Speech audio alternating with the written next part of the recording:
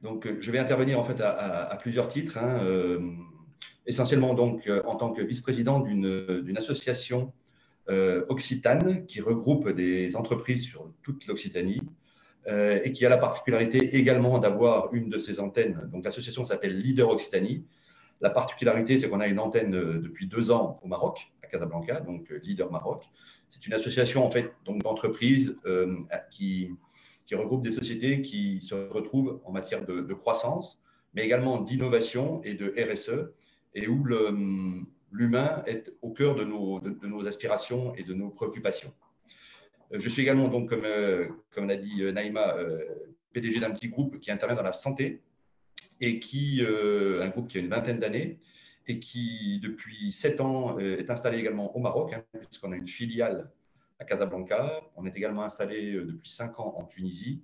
Et là, je vous parle en fait en direct du Caire. Je fais un petit coucou à mon ami qui a vécu à Alexandrie. Voilà. Et on est effectivement dans une dynamique de développement à l'international, en particulier au niveau du Maghreb. Et notre premier point d'attache a été effectivement le Maroc, et je vous expliquerai un peu pourquoi. J'ai également une dernière casquette, je suis conseiller du commerce extérieur de la France, donc je représente aussi un certain nombre d'intérêts à travers le monde, des actions françaises dans le soutien de l'économie. Je vais essayer d'être très bref, hein, j'en dirai pas plus. La question, c'est qu'a priori, culture, interculturelle et économie, ça ne va pas de pair, et pourtant, je vais vous démontrer que c'est tout le contraire. Je le disais tout à l'heure un peu en introduction, a priori, hein, on m'a demandé donc d'amener un éclairage sur l'interculturel à visée économique. A priori, on pourrait penser que ça n'a pas de lien évident. Et pourtant, je pense en fait que moi, cette notion d'interculturel est une des clés de succès ou des causes d'échec du développement économique. Premier exemple, donc, je vais vous citer par exemple, puisque je disais que j'intervenais au nom de Leader Occitanie. Nous sommes donc une association qui regroupe environ 250 entreprises entre Toulouse, Montpellier, Nîmes, Alès. Et le meilleur exemple qu'on puisse avoir, puisque je parle en son nom, c'est notre président, Jalil Ben Abdillah, marocain d'origine, installé en France, qui préside donc cette association et qui inculque à chacun d'entre nous cette pluralité en matière de partage, de savoir-faire et de connaissances, et qui, à titre personnel, m'a beaucoup aidé lors de mes premiers pas au Maroc, dans le royaume, il y a une dizaine d'années. Donc, quelque part, effectivement, réussir économiquement à l'étranger, et en particulier au Maroc, sans connaître les particularités du royaume, je pense que c'est très compliqué. Je citais bon, le cas de Jalil, hein, donc marocain installé en France, mais je vais prendre le cas de mon directeur de filiale, français installé à Casablanca, marié à une Marocaine, et qui nous permet, grâce à son vécu et à ses connaissances des us, de décrypter les attentes du marché en ayant un vécu continu, et donc en permettant à nos développements de trouver des réponses en fait sur les marchés en place. Je pourrais également effectivement dire que, comme un certain nombre de mes amis confrères l'ont dit préalablement, il y a beaucoup d'éléments qui militent pour prendre en compte l'interculturalité, très difficile à dire, en matière économique. En particulier, bien sûr, on a d'énormes avantages. Les deux enseignants l'ont dit, on a des racines communes, on a une langue commune. Madame la consul l'a dit également, on a en France une diaspora qui est très importante. Et moi, je suis l'exemple en fait de cette notion d'interculturel des deux côtés de la Méditerranée, puisque dans mon entreprise en France, j'ai des salariés d'origine marocaine qui nous ont rejoints, qui continuent à nous rejoindre, certains qui viennent d'ailleurs des quartiers, hein, puisque c'est un sujet qui anime en fait l'association Caravane. Voilà, moi, je suis très fier de dire que mon responsable logistique aujourd'hui, il vient d'un quartier qui s'appelle La Paillade à Montpellier et qu'il est avec Steam depuis bientôt 20 ans et qu'il a créé en fait, il a trouvé le lien social dans l'entreprise que je dirige. Mais à contrario, nous avons également donc des collaborateurs marocains qui sont embauchés sur le royaume par un dirigeant qui est français, qui a compris que la richesse culturelle et la réussite économique passe aussi par la connaissance en fait, des us et des coutumes de chacun des pays sur lesquels on est présent.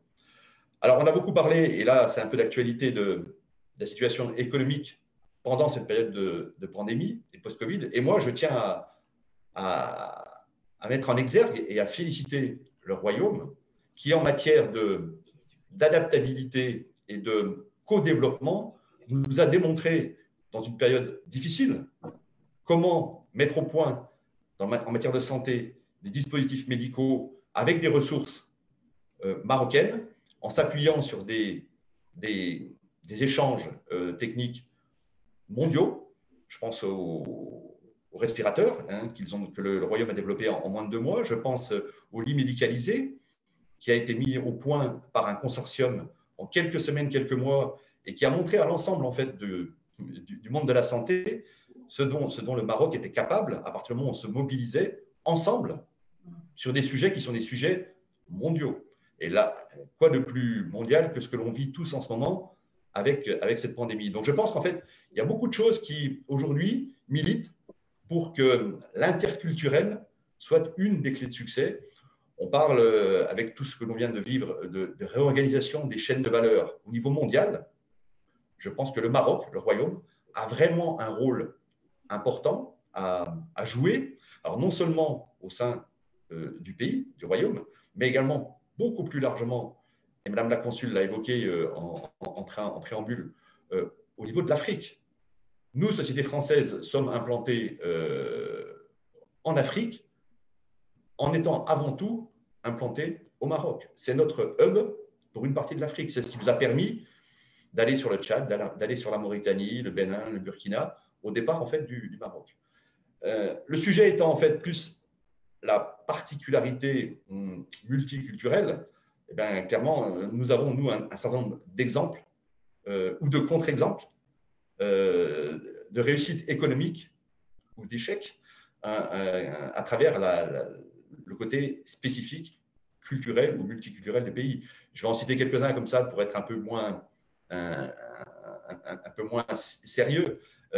Clairement, organiser une mission pour des entreprises pendant le Ramadan au Maroc, c'est ne pas connaître le pays, par exemple.